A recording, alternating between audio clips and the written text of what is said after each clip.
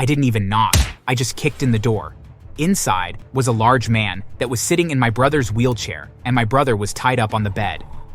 "Paulo, help me, he's kidnapped me!" In that moment, I was sent back to when we were kids and fighting bullies, and I lost it. I ran at the man, and even though he was bigger than me, I punched him over and over again, and dodged when he tried to punch me back. It was like a scene from an action movie. I just kept going until the man finally fell over unconscious. I then untied my brother and helped him into his chair, and then called the police.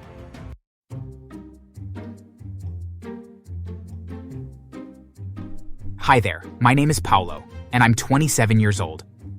So, I have a bit of a tragic story that I want to share with you, but I can assure you that it does have a happy ending.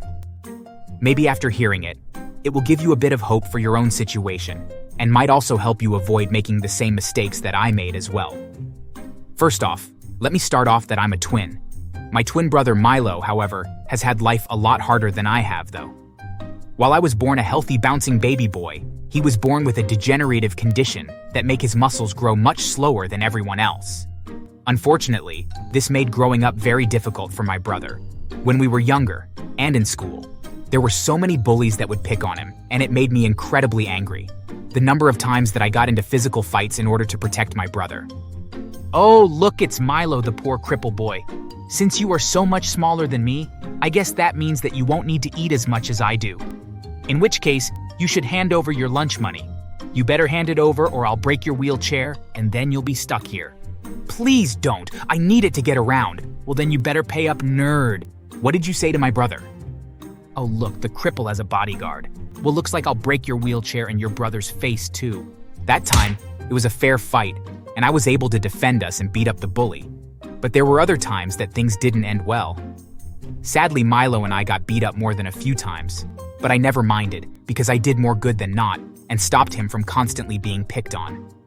Thankfully, our parents understood that the times we would get into fights were never our fault and gave us a lot of leniency when it came to getting in trouble at school and whatnot. At any rate, both of us were quite used to being bullied, and I really thought that it would end when we became adults. But as you will come to see, that wasn't going to end up being the case. At any rate, that should give you some context of why what happened later made me act out so much. So, after high school, Milo and I ended up going to different colleges. He went to become a biologist, and I went to school to study engineering. Both of us did quite well in school and were able to graduate and then found good-paying jobs. Shortly after starting my career, I met Susan. She lived in the same apartment building as myself, and she was gorgeous. Just looking at her made my heart burst out of my chest. When she agreed to go on a date with me, I thought I was going to pass out from excitement, and then a couple years later when I asked her to marry me, I was over the moon with happiness. However, there were many red flags that, looking back now, I definitely ignored.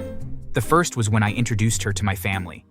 I brought her to meet my parents and my brother, and while we spoke with them, she smiled and was polite. But then when we got back home, her entire mood changed. Hey, so you and your brother are twins? Yep, I was born first, and Milo was born a few minutes later. Are you sure that he wasn't adopted?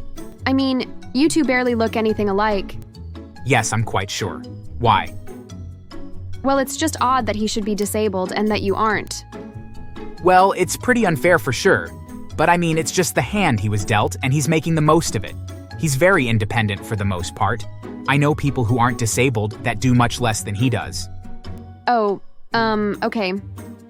Well, I was just wondering, like, if we have kids, is there a chance that they will be disabled as well? Like, is it a genetic thing we need to worry about? No. It was just an unfortunate thing. It isn't genetic, but if our kids have something similar, then we'll still love them no matter what, right? Yeah, for sure we will. I mean, we would have to, right? The way she answered my question didn't sit well with me, but it had been a long day, and I just assumed that she was tired and needed some downtime. Looking back, it was easy to see how it was a red flag, but I was in love and I didn't see it for what it was. However, that wasn't the last time that she said something off about my brother. Later that year, my parents invited us over to take a group family portrait for Christmas. We all got dressed up and were ready for the photo when Susan took me off to the side. Hey, is there any chance that we can get some photos of just us with your parents? I mean, sure, but what about Milo? Yes. but I want a photo that I can show my friends and they'll say things if your brother is in the photo. What do you mean? What kinds of things would they say?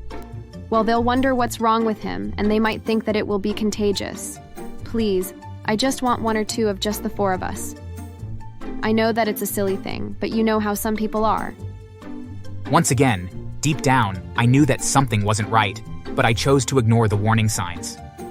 Instead, I gave in, even though I could tell that Milo found it rather odd that he should be left out of some photos. After that, things went pretty well.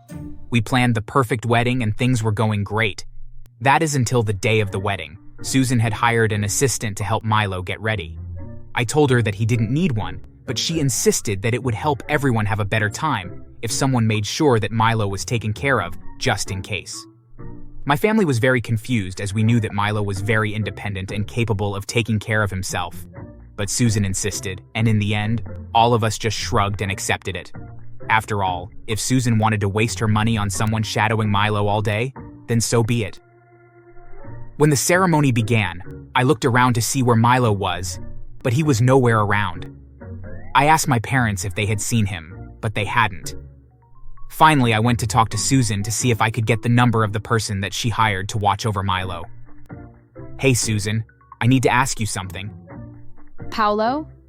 What are you doing? It's bad luck to see the bride before the wedding. I know, but this is very important. Have you seen Milo anywhere? No. But I'm sure he's around here somewhere. No, go and get ready. The ceremony is about to start. It can't start until I know where Milo is. It's very important that he be here for my wedding. No. Listen to me, Paolo. I know that he's your brother, but I can't stand being around that disgusting cripple.